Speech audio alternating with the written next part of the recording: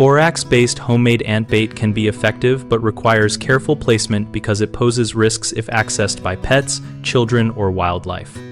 Borax is sodium borate, a low acute toxicity compound for adults at the usual concentrations used in baits, but that does not mean it is harmless. For bait mixes, use a concentration around 1 to 3% borax by weight, so ants will ingest the slow-acting bait and carry it back to the colony. Higher concentrations kill foragers too quickly and reduce colony uptake. Choose a sweet or protein attractant based on the target species. Sugar water or honey works for sugar-feeding ants, while a mixture with peanut butter or canned tuna attracts protein-feeding species.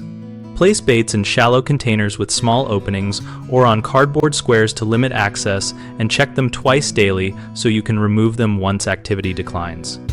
Always keep baits out of reach of children and animals by setting them inside closed containers with entry holes sized for ants only, or under elevated furniture where small pets cannot reach.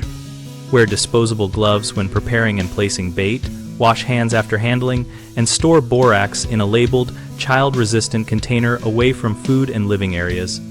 Common mistakes include using too much borax, which kills worker ants too fast and prevents transfer to the nest, so reduce concentration and retest. Placing bait where pets or children can reach it. So relocate baits to secured containers or inside cabinets that ants access from gaps, and observe closely, and assuming wildlife are safe because borax is low toxicity. So avoid placing baits on the ground where butterflies, lizards, birds, or small mammals can investigate, and instead elevate or cover them. For each issue, monitor results and adjust bait formula, location, and protection until ant activity stops while keeping non-target exposure minimal. We run bighomeprojects.com to help homeowners connect with local contractors and find practical advice for projects and safety decisions like pest control. Our community discussion area lets homeowners and contractors exchange first-hand experiences, ask questions, and share tips so we can all make safer, better choices.